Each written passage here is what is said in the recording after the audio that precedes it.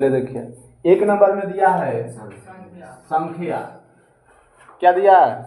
संख्या। की संख्या हम लोग किसे कहते हैं? What is the number. आप लोग जानते हैं कि 0 से लेकर 9 तक जो होता है ये संख्या होता है कि नहीं है? और इसमें 1 2 3 4 5 6 7 8 होता है।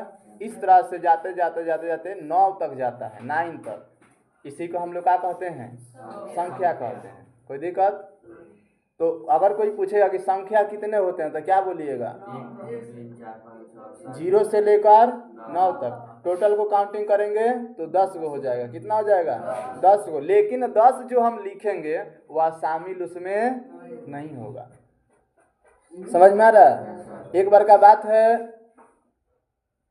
कि 9 को अपने आप पर बहुत ज़्यादा घमंड था। ये बातें हम आपको बताए हैं, बताए कि नहीं बताए हैं? तो 9 नहीं बताए हैं। चलिए फिर से सुन लीजिए। तो 9 हम लोग जानते हैं कि सबसे बड़ी संख्या जो होती है 9 होती है कि नहीं होती है? और सबसे छोटी संख्या जो होती है 1 होती है।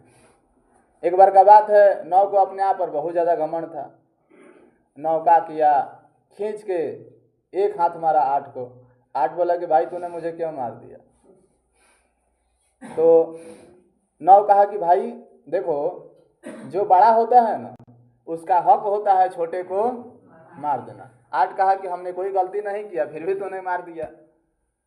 तो बोला कि ठीक है कोई बात नहीं है, तब तो मैं 7 से बड़ा हूँ, 7 को मार सकता हूँ। तो 8 जो है 7 को फिर से एक थप्पड़ खींच के मारा। 7 कहा कि तूने मुझे क्यों मारा? 8 कहा कि मैं तुमसे बड़ा हूँ ना इसलिए मैं तुम्हें मार सकता हूँ। इस तरह से करते करते करते करते 7 जो है फिर 6 को मारा। 6 कहा कि तुमने मुझे क्यों मारा? 7 कहा कि मैं तुमसे बड़ा हूं ना इसलिए बड़ा का हक है छोटे को मार देना। उस तरह से करते करते फिर जो है 5 पर गया। 5 को फिर 6 मारा।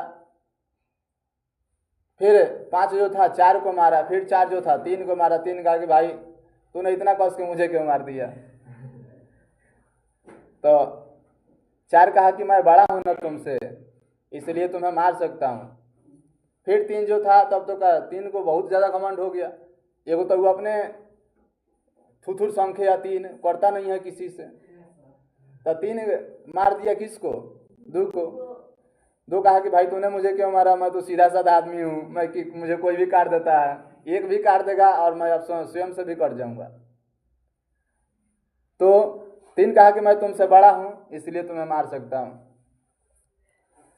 अब बच गया 2 और 1। तो 2 जो था 1 को मारा, खींच के मारा एक तबड़ 1 को। 1 कहा कि भाई तूने मुझे क्यों मार दिया? 2 कहा कि मैं तुमसे बड़ा हूं ना इसलिए तुम्हें मार सकता हूं। 1 था बेचारा, अब वह मारे तो किसको मारे? बचा था 0। चल भाई 0 को भी नहीं छोड़ा, उसको भी मार दिया। तो ये किसको मार दिया? 0 को। 0 कहा कि भाई तूने मुझे क्यों मारा? मैं तेरा क्या बिगाड़ा था? मैं तो एक जालिम हूँ भाई, मुझे कोई ले लेता है। मैं प्लस चाहूँ तो प्लस बन सकता हूँ, माइनस चाहूँ तो माइनस बन सकता हूँ। मेरे में क्या गलती है? मुझे जिसकी जरूरत होती है वही लेके घुमाने लगता है। ये कहा कि मैं तुमसे बड़ा हूं ना इसलिए तुम्हें मार सकता हूं। अब 0 मारे तो किसको मारे? मारे तो किसको मारे? कुछ नहीं बचा उसके पास। 0 बेचारा आराम से चुपचाप 1 के बगल में जाके बैठ गया। एक कहा कि भाई तूने इतना गलती क्यों किया? मैंने तो तुम्हें मारा, तो हमसे दूर चले जाना चाहिए ना। 0 कहा कि देखो भाई, इस दुनिया में बड़े वो नहीं होते हैं जो बड़े पद पे होते हैं, बड़े वो लोग होते हैं जो बड़ों की आदर करने की छोटों में क्षमता होती है। तू मुझे मारा कोई बात नहीं, देखो मैं तुम्हारे पास आके बैठ गया हूँ। आज मैं सबसे बड़ा संख्या बन गया हूँ 10। है किसी में शक्ति तो मुझे हरा दे, आज मैं 10 बन गया हूँ। तो 0 कहा कि भाई देखो, सबसे बड़ा इंसान वह होता है जिसमें संस्कार होती है। तो 0 में संस्कार था कि नहीं था? वह सबसे बड़ा संख्या बन गया। बन गया कि नहीं बन गया? चलिए तो समझ गए। चलिए अब है हमारा क्या? सम संख्या। सम संख्या वैसी संख्या है बोलेंगे कि गिनती की वैसी संख्या जो 2 से पूर्णतः तरीके से यानी पूरी तरह से क्या हो जाती हो, विभाजित हो जाती हो, यानी पूरी से कट जाती हो। जैसे 2, 4, 6, 8 पूरा। समझ में आ गया? तो ये सब हो गया हमारा सम संख्या। उसके बाद में है विषम संख्या। तो गिनती की वैसी संख्या जो अपने अवर एक के अलावा बाकी किसी भी संख्या से विभाजित नहीं होता हो, उससे हम लोग क्या कहते हैं, विषम संख्या। जैसे बताइए, एक से कटेगा और वह स्वयं संख्या है तो वह अपने से कटेगा, बाकी से कटेगा नहीं कटेगा। उसके बाद 3, उसके बाद में 5, उसके बाद में 7। उस तरह से करते करते आपको 9 हो जाएगा, 11 हो जाएगा, 13 हो जाएगा, इस तरह से चलते जाएगा। कोई दिक्कत? समझ गए? सम संख्या विषम संख्या समझ गए? चलो, उसके बाद में बचा है पूर्ण संख्या। अभी बताया है पूर्ण संख्या। सभी संख्या जो आता है इसके बीच में, जब तक ये आएगा नहीं तब तक आप आगे बढ़ ही नहीं सकते हैं। तो गिनती की वैसी संख्या जो 0 से शुरू होती है, कहाँ से? 0 से, जो 0 से शुरू होती है और अनंत तक जाती है। अनंत का मतलब है इसका कोई और नहीं है। वैसी संख्या जो 0 से शुरू होगी और अनंत तक जाएगी, उसे हम लोग क्या कहेंगे बउआ? पूर्ण संख्या। समझ में आ गया? अब बताइए, 0 से लेकर 3 के बीच में कई गो पूर्ण संख्या होगा? 3 को होगा कि नहीं होगा? 0 से लेकर 0, 1, 2, 3 को नहीं हो गया? 3 के बीच में कर रहा है तो उसको थोड़ी लेंगे हम? नहीं लेंगे, उसको लेवे नहीं करेंगे, छोड़ देंगे। नहीं लेंगे। चलिए भाई, बहुत दिमाग बाहर चलता है। अब देखिए पूर्णांक संख्या, प्राकृत संख्या बचा है। तो प्राकृत संख्या, ये संख्या जो होता है 1 से शुरू होता है। पूर्ण संख्या 0 से शुरू होगा और प्राकृत संख्या कहाँ से शुरू होगा? 1 से शुरू होगा। कोई दिक्कत? समझ में आ गया? इसको बोलेंगे कि गिनती की वैसी संख्या जो 1 से शुरू होती है और अनंत तक जाती है, उसे हम लोग क्या कहते हैं? प्राकृत संख्या। सलाम, आइए दर्शन दीजिए। देखिए ये लोग ही समय आ रहा, लगे हैं, लगाए हैं, पराया माल फंसाए हैं। मिलेगा तो मिलेगा, नहीं तो जेल में लिट्टी चोखा कटेगा। टाइम कितना हो रहा है? चलिए, तो प्राकृत संख्या बता रहे थे, खत्म हो गया। समझ में आ गया ना प्राकृत संख्या? अब है कौन? पूर्णांक संख्या। इसको कहते हैं इंटीजर नंबर, अंग्रेजी में। सबका अंग्रेजी लिखा दी है, आप देखते जाइएगा। पूर्णांक संख्या ये एक वैसा संख्या होता है जिसको ना तो हम प्लस में लिख सकते हैं और ना ही माइनस में लिख सकते हैं, और हम चाहें तो इसे दोनों में लिख सकते हैं। समझ में आ गया? ना प्लस में लिख सके ना माइनस में लिख सके, और चाहे तो दोनों में लिख सके। तो जो दोनों में लिखा रहता है उसे हम लोग क्या कहते हैं? पूर्णांक संख्या। ये संख्या भिन्न में भी होता है, भिन्न किसे कहते हैं? बाटा को कहते हैं। किसको कहते हैं? बाटा को कहते हैं। कोई दिक्कत? तो वैसी संख्या जिसे हम प्लस और माइनस दोनों में दर्शा सके, उसे हम लोग क्या कहते हैं? पूर्णांक संख्या कहते हैं। समझ में आ गया? ये संख्या को हम भिन्न के रूप में भी लिख सकते हैं। कोई दिक्कत? भिन्न का मतलब होता है बाटा, जिससे 6 पूर्णांक 1/4 सब पूर्णांक संख्या। कोई दिक्कत? -6 पूर्णांक 1/3, -2, -4, -6, ये सब क्या बोलेगा? पूर्णांक संख्या बोलेगा।